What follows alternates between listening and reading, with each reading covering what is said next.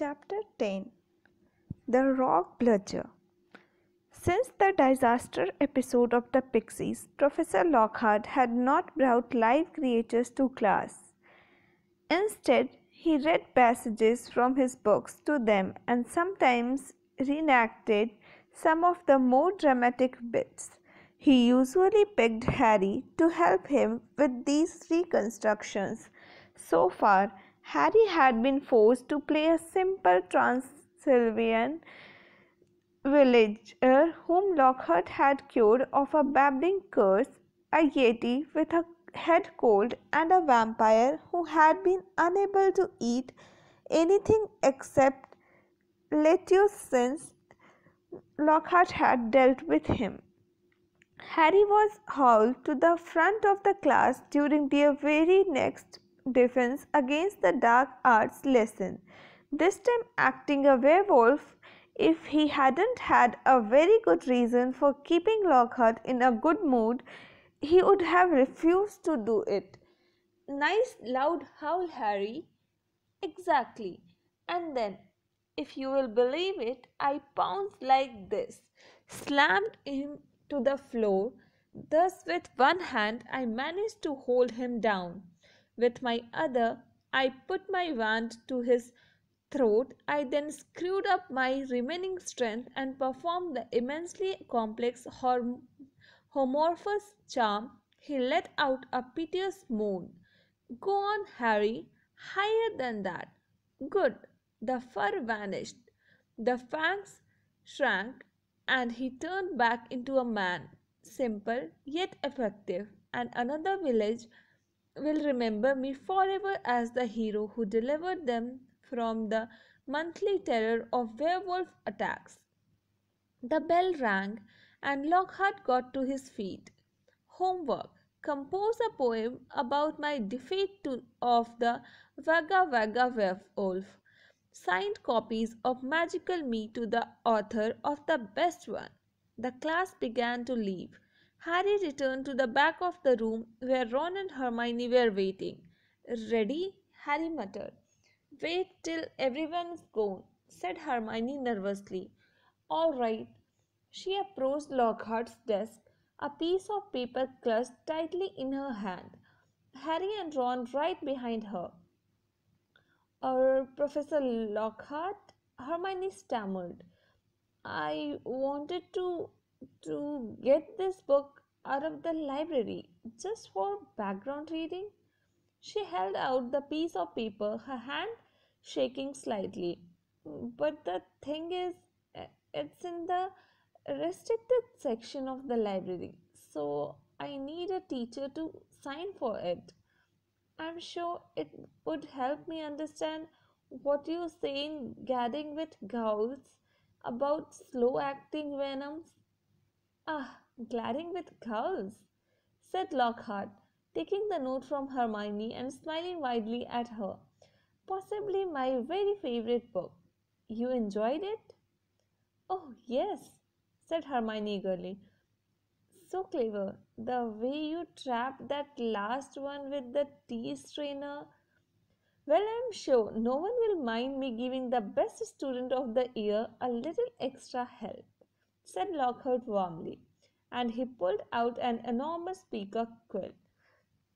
Yes, nice, isn't it? He said, misreading the revolted look on Ron's face. I usually save it for book signings. He scrawled an enormous loopy signature on the note and handed it back to Hermione. So, Harry, said Lockhart while Hermione folded the note with fumbling fingers and slipped it into her bag. Tomorrow is the first Quidditch match of the season, I believe. Gryffindor against Slytherin, is it not? I hear you are a useful player. I was a seeker too. I was asked to try for the national squad, but preferred to dedicate my life to the eradication of the dark forces. Still, if you ever you feel the need for a little private training, don't hesitate to ask. Always happy to pass on my expertise to less able players.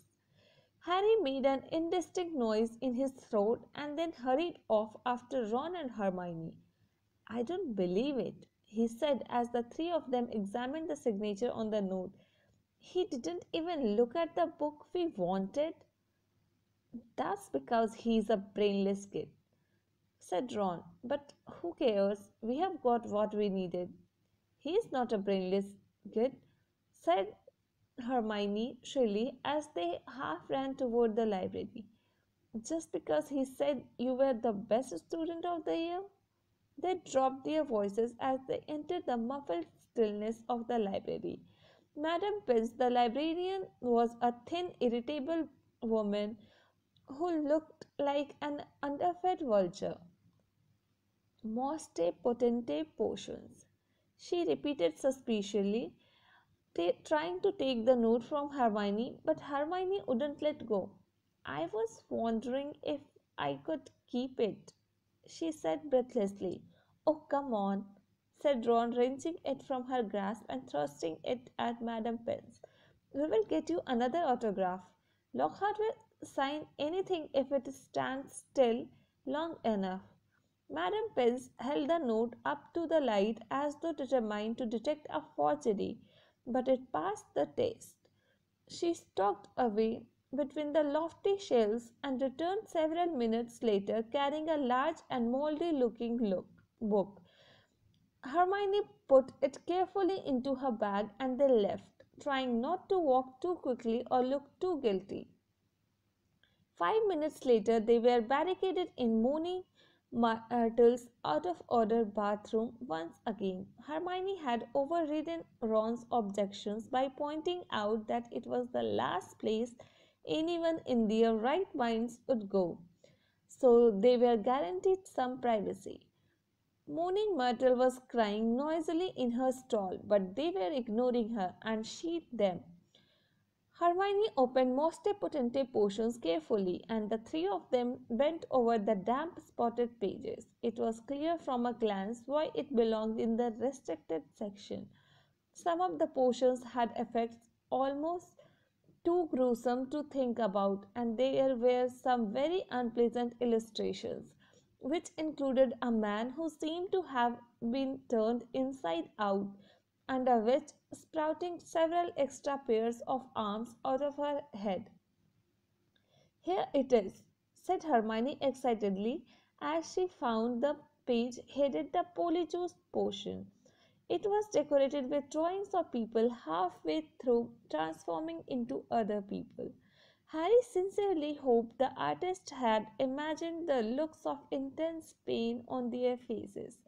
This is the most complicated potion I have ever seen, said Hermione as they scanned the recipe.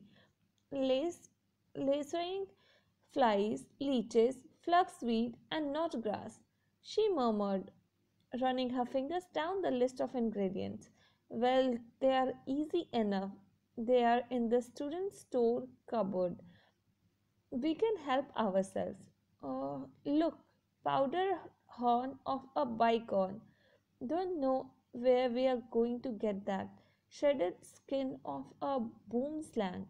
That will be tricky, too. And of course, a bit of whoever we want to change into.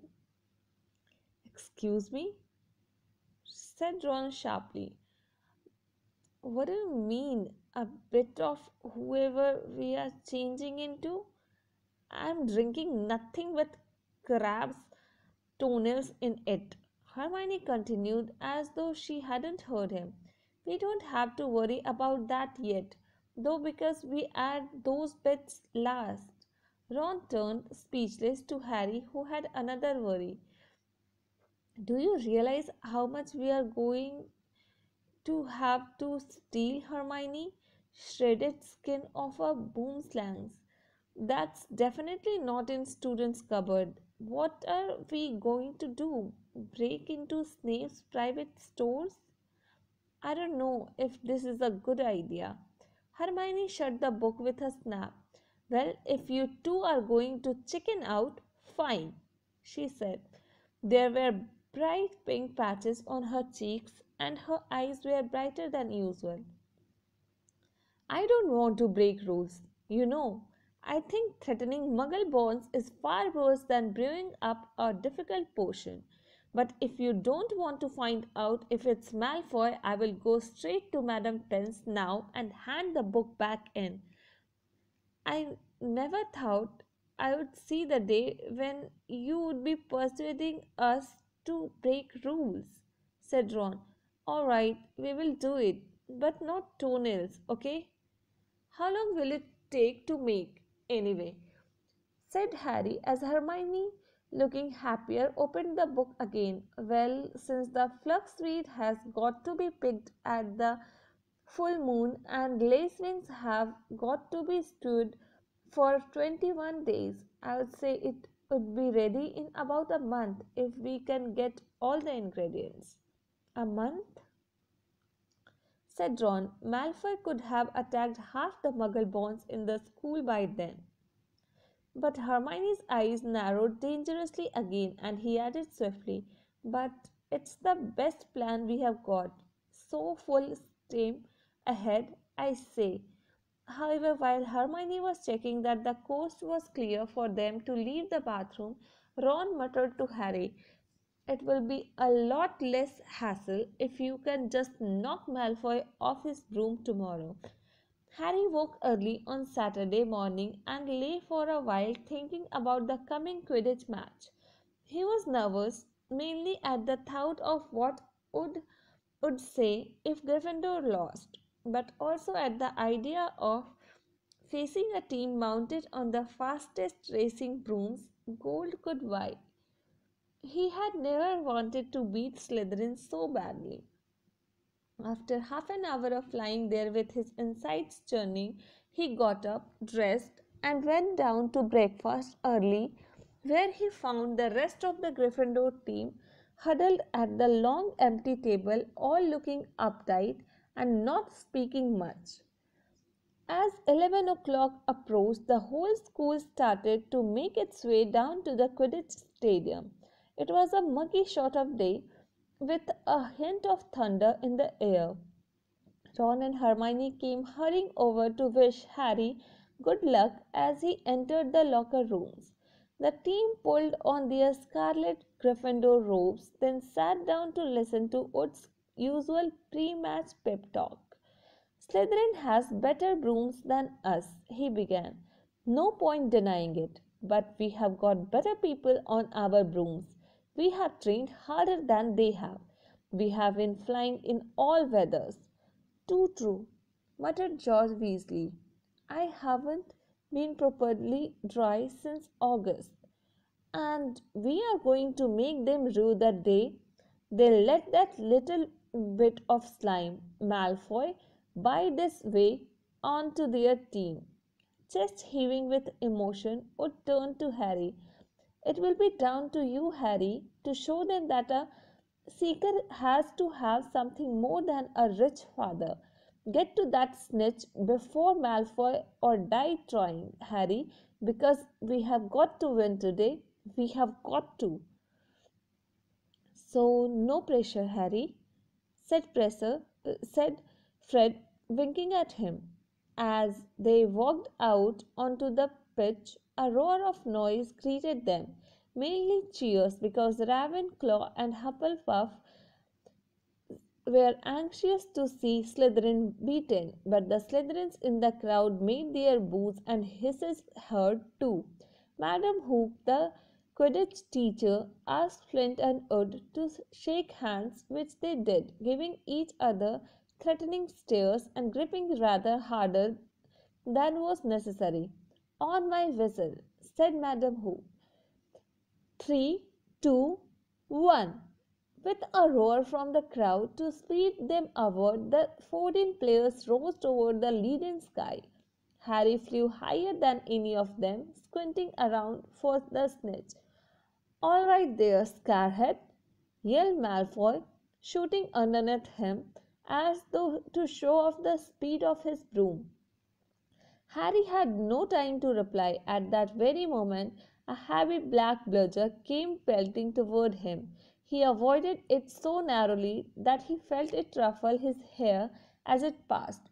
Close one, Harry, said George, streaking past him with his club in his hand, ready to knock the bludger back toward the Slytherin.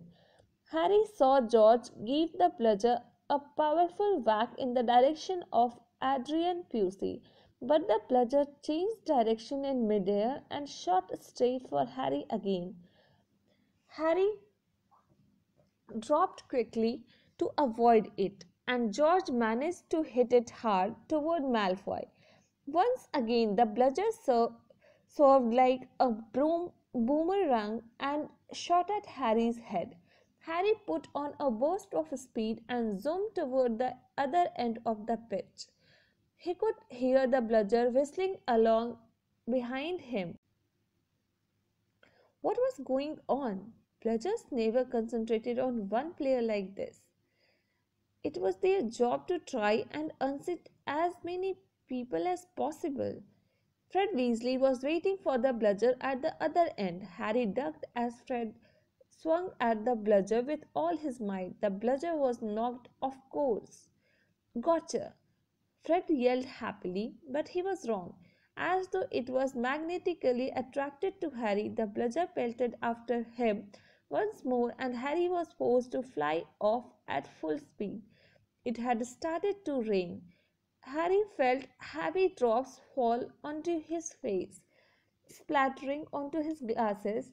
He didn't have a clue what was going on in the rest of the game until he heard Lee Jordan, who was commenting, say Slytherin led 60 points to 0. The Slytherin superior brooms were clearly doing their jobs, and meanwhile the Mad Bludger was doing all it could to knock Harry out of the air. Fred and George were now flying so close to him on either side that Harry could see nothing at all except all flailing arms, and had no chance to look for the snitch, let alone catch it.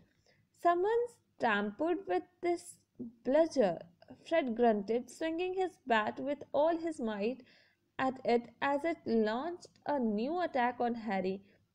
We need time out, said George, trying to signal to Wood and stop the bludger breaking Harry's nose at the same time. Wood had obviously got the message. Madam Hook's whistle rang out, and Harry, Fred, and George dived for the ground, still trying to avoid the mad bludger. What's going on? Said Wood as the Gryffindor team huddled together, while Slytherin in the crowd jeered. We are being flattened. Fred, George, where were you when that bludger stopped Angelina scoring? We were 20 feet above her, stopping the other bludger from murdering Harry. Oliver, said George angrily. Someone has fixed it. It won't leave Harry alone. It hasn't gone for anyone else all game. The Slytherins must have done something to it. But the bludgers have been locked in Madam Hook's office since our last practice, and there was nothing wrong with them then, said Wood anxiously. Madam Hook was walking toward them. Over her shoulder, Harry could see the Slytherin team jeering and pointing in his direction. Listen, said Harry as she came nearer and nearer. With you two flying around me all the time, the only way I am going to catch the snitch is if it flies up my sleeve. Go back to the rest of the team and let me deal with the rogue one. Don't be thick, said Fred. It will take your head off. Wood was looking from Harry to the Weasleys. Oliver, this is insane, said Alicia Spinner angrily. You can't let Harry deal with that thing on his own. Let's ask for an inquiry. If we stop now, we will have to forfeit the match, said Harry, and we are not losing to Slytherin just because of a crazy bludger. Come on, Oliver, tell them to leave me alone. This is all your fault, George said angrily to Wood. Get the snitch or die trying. What a stupid thing to tell him. Madam Hook had joined them. Ready to resume play? She asked Wood. Wood looked at the determined look on Harry's face. All right, he said. Fred, George, you heard Harry. Leave him alone and let him deal with the bludger on his own.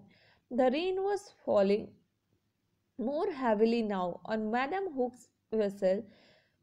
Harry kicked hard into the air and heard the tell-tale whoosh of the bludger behind him. Higher and higher Harry climbed. He looped and swooped, spiraled, zigzagged, and rolled. Slightly dizzy, he nevertheless kept his eyes wide open. Rain was speckling his glasses and ran up his nostrils as he hung upside down, avoiding another fierce dive from the bludger. He could hear laughter from the crowd. He knew he must look very stupid, but the rock bludger was heavy and couldn't change direction as quickly as Harry could. He began a kind of roller coaster ride around the edges of the stadium, squinting through the silver sheets of rain to the Gryffindor goal posts, where Adrian Pusey was trying to get past Wood. A whistling in Harry's ear told him that the bludger had just missed him again. He turned right over and sped in the opposite direction. Training for the ballet, Potter? Yelled Malfoy as Harry was forced to do a stupid kind of twirl in mid-air to dodge the bludger, and he fled, the bludger trailing a few feet behind him, and then glaring back at Malfoy in hatred. He saw it, the golden snitch. It was hovering inches above Malfoy's left ear, and Malfoy, busy laughing at Harry, hadn't seen it. For an agonizing moment Harry hung in mid-air, not daring to speed toward Malfoy in case he looked up and saw the snitch. Wham! He had stayed still a second too long. The bludger had hit him at last, smashed into his elbow, and Harry felt his arm break. Dimly, dazed by the searing pain in his arm, he slid sideways on his rain-drenched broom, one knee still crooked over it, his right arm dangling useless at his side. The bludger came pelting back for a second attack, this time whimming at his face.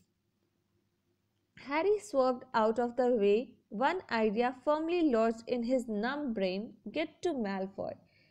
Through a haze of rain and pain he dived for the shimmering, sneering face below him and saw its eyes widen with fear. Malfoy thought Harry was attacking him. "What the?" he gasped, careening out of Harry's way. Harry took his remaining hand off his broom and made a wild snatch. He felt his fingers close on the cold snitch but was now only gripping the broom with his legs. And there was a yell from the crowd below as he headed straight for the ground, trying hard not to pass out. With a splattering thud, he hit the mud and rolled off his broom. His arm was hanging at a very strange angle. Riddled with pain, he heard, as though from a distance, a good deal of whistling and shouting. He focused on the snitch clutched in his good hand.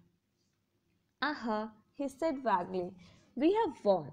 And he fainted. He came around, rain falling on his face, still lying on the field, with someone leaning over him. He saw a glitter of teeth. "Oh no, not you," he moaned.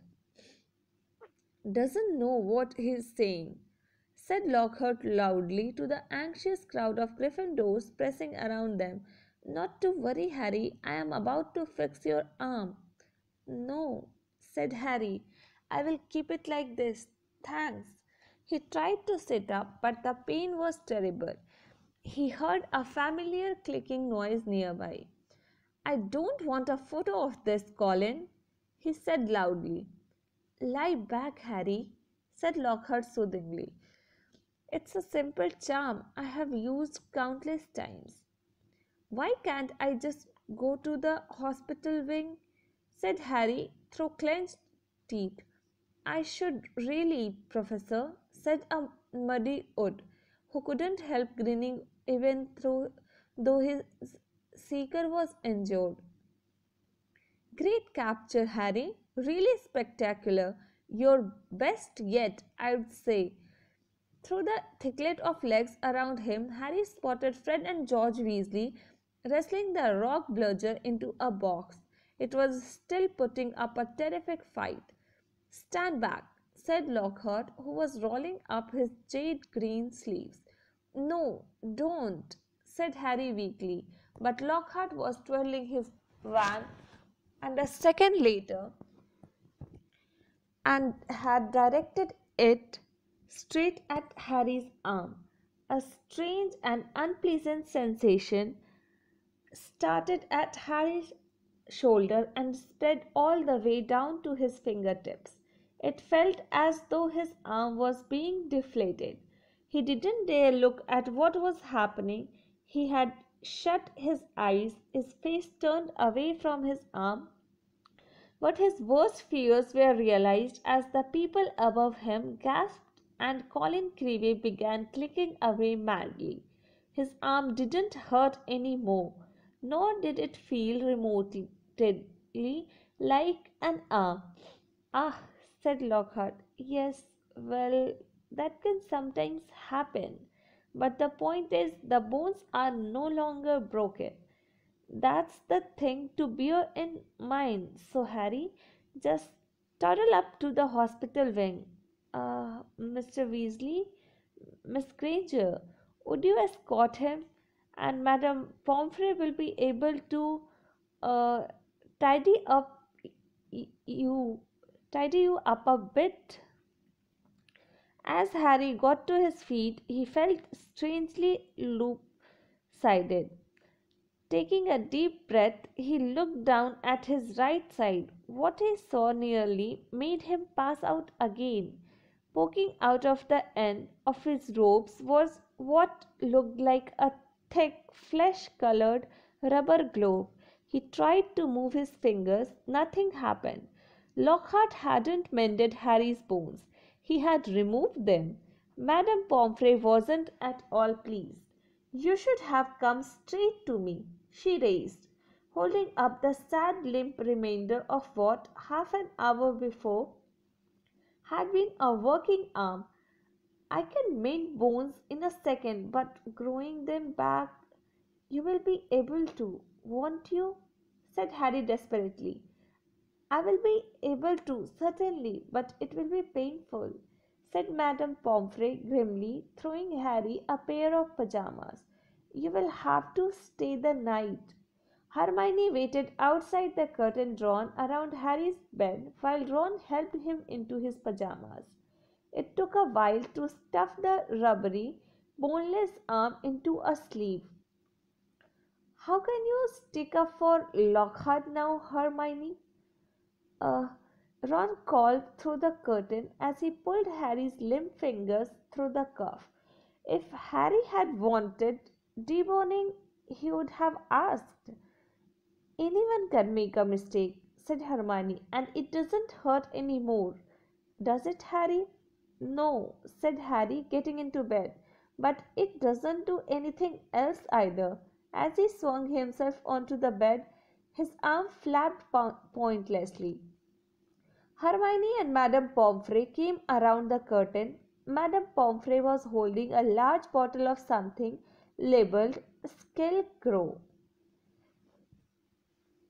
You are in for a rough night, she said, pouring out a steaming bakerful and handing it to him. Regrowing bones is a nasty business. So was taking the Scarecrow. It burned Harry's mouth and throat as it went down, making him cough and splutter. Still stuttering about dangerous sports and inept teachers, Madame Pomfrey retreated, leaving Ron and Hermione to help Harry gulp down some water. We won though, said Ron, a grin breaking across his face. That was some catch you made. Malfoy's face, he looked ready to kill. I want to know how he fixed that bludger, said Hermione darkly.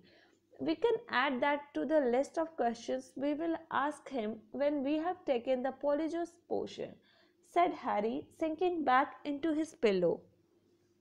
I hope it tastes better than this stuff. If it's got bits of Slytherins in it, you have got to be joking, said Ron. The door of the hospital wing burst open at that moment. Filthy and soaking wet, the rest of the Gryffindor team had arrived to see Harry. Unbelievable flying, Harry, said George. I have just seen Marcus Flint yelling at Malfoy. Something about having the snitch on top of his head and not noticing. Malfoy didn't seem too happy. They had brought cakes, sweets, and bottles of pumpkin juice. They gathered around Harry's bed and were just getting started on what promised to be a good party when Madame Pomfrey came storming over, shouting, "This boy needs rest. He has got 33 bones to regrow. Out! Out!" And Harry was left alone, with nothing to distract him from the stabbing pains in his limp arm. Hours and hours later, Harry woke quite suddenly in the pitch blackness and gave a small yelp of pain. His arm now felt full of large splinters. For a second, he thought that was what had woken him. Then, with a thrill of horror, he realized that someone was sponging his forehead in the dark. "Get off," he said loudly, and then, "Dobby?" The house elf, goggling tennis ball eyes, were peering at Harry through the darkness. A single tear was running down his long pointed nose. "Harry Potter came back to school," he whispered miserably. Dobby warned and warned Harry Potter. "Ah, sir, why didn't you heed Dobby? Why didn't Harry Potter go back home when he missed the train?"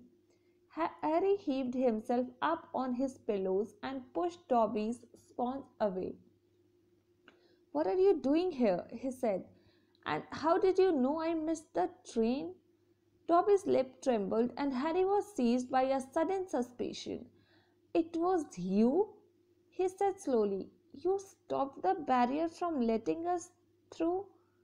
"Indeed, yes, sir," said Dobby, nodding his head vigorously, ears flapping. Dobby hid and watched for Harry Potter and sealed the gateway, and Dobby had to iron his hands afterward.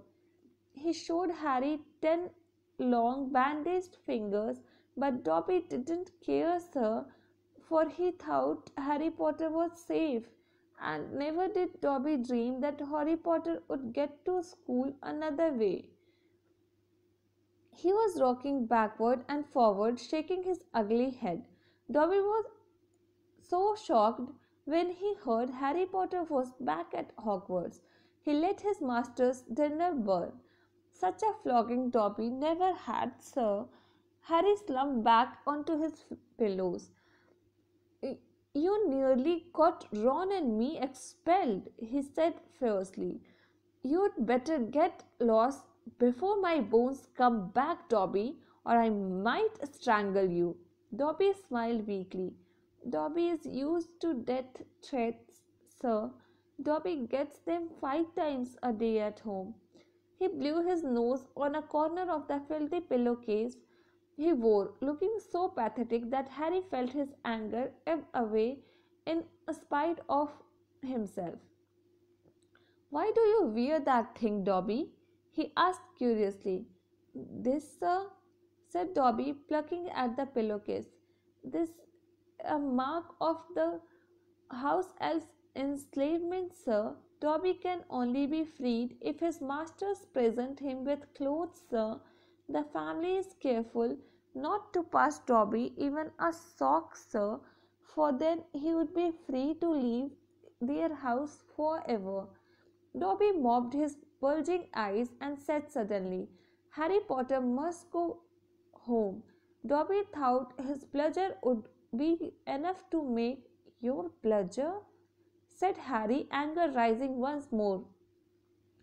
"What do you mean, your bludger? You made that bludger try and kill me?" "Not kill you, sir. Never kill you," said Dobby, shocked. Dobby wants to save Harry Potter's life. Better sent home, grievously injured, than remain here, sir. Dobby only wanted Harry Potter hurt enough to be sent home. Oh, is that all? Said Harry angrily. I don't suppose you are going to tell me why you wanted me sent home in pieces. Ah, if Harry Potter only knew! Dobby groaned, more tears dripping onto his ragged pillowcase. If he knew what he means to us, to the lowly, the enslaved we dregs of the magical world, Dobby remembers how it was when he, who must not be named, was at the height of his powers, sir. We house helps were treated like vermin, sir. Of course, Dobby is still treated like that, sir, he admitted, drawing his face on the pillowcase. But mostly, sir, life has improved for my kind since you triumphed over him who must not be named. Harry Potter survived, and the Dark Lord's power was broken, and it was a new dawn, sir. Harry Potter shone like a beacon of hope for those of us who thought the dark days would never end, sir. And now at Hogwarts, terrible things are to happen, and perhaps happening already. And Dobby cannot let Harry Potter stay here now that history is to repeat itself, now that the Chamber of Secrets is open once more. Dobby froze, horror struck, then grabbed Harry's water jug from his bedside table and cracked it over his own head, toppling out of sight. A second later, he crawled back onto the bed, cross eyed, muttering, Bad Dobby, very bad Dobby. So there is a Chamber of Secrets, Harry whispered. And did you say it's been opened before? Tell me, Dobby. He seized the elf's bony wrist as Dobby's hand inched toward the water jug. But I am not Muggle born. How can I be in danger from the chamber? Ah, sir, ask no more. Ask no more of poor Dobby, stammered the elf, his eyes huge in the dark. Dark deeds are planned in this place, but Harry Potter must not be here when they happen. Go home, Harry Potter, go home. Harry Potter must not meddle in this, sir. This is too dangerous. Who is it, Dobby? Harry said, keeping a firm hold on Dobby's wrist to stop him from hitting himself with the water jug again. Who has opened it? Who opened it last time? Dobby can't, sir. Dobby can't. Dobby must not tell, squealed the elf. Go home, Harry Potter. Go home. I am not going anywhere, said Harry fiercely. One of my best friends is Muggle born. She will be first in line if the chamber really has been opened. Harry Potter risked his own life for his friends, moaned Dobby in a kind of miserable ecstasy, so noble, so valiant. But he must save himself. He must. Harry Potter must not. Dobby suddenly froze, his bat ears quivering. Harry heard it too. There were footsteps coming down the passageway outside. Dobby must go, breathed the elf, terrified. There was a loud crack, and Harry's fist was suddenly clenched on thin air. He slumped back into bed, his eyes on the dark doorway to the hospital wing as the footsteps drew nearer. Next moment, Dumbledore was backing into the dormitory wearing a long woolly dressing gown and a nightcap. He was carrying one end of what looked like a statue. Professor McGonagall appeared a second later, carrying its feet. Together they heaved it in onto a bed. Get Madame Pomfrey, whispered Dumbledore, and Professor McGonagall hurried past the end of Harry's bed out of sight. Harry lay quite still, pretending to be asleep. He heard urgent voices, and then Professor McGonagall swept back into view, closely followed by Madame Pomfrey, who was pulling a cardigan on over her nightdress. He heard a sharp intake of breath. What happened? Madame Pomfrey whispered to Dumbledore, bending over the statue on the bed. Another attack, said Dumbledore. Minerva found him on the stairs. There was a bunch of grapes next to him, said Professor McGonagall. We think he was trying to sneak up here to visit Potter. Harry's stomach gave a horrible lurch.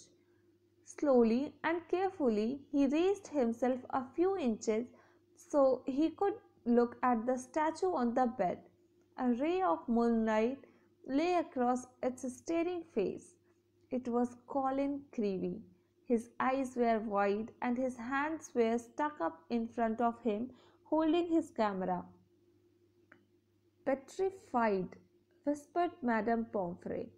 Yes, said Professor McGonagall, but I shudder to think if Albus hadn't been on the way downstairs for hot chocolate, who knows what might have. The three of them stared down at Colin. The Dumbledore leaned forward and wrenched the camera out of Colin's rigid grip. You don't think he managed to get a picture of his attacker? Said Professor McGonagall eagerly. Dumbledore didn't answer. He opened the back of the camera.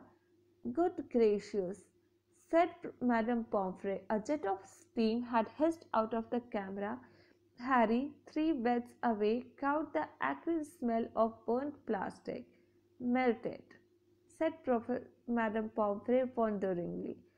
All melted. What does this mean, Albus? Professor McGonagall asked urgently. It means, said Dumbledore, that the Chamber of Secrets is indeed open again. Madame Pomfrey clapped a hand to her mouth. Professor McGonagall stared at Dumbledore. But Albus, surely who? The question is not who, said Dumbledore, his eyes on Colin.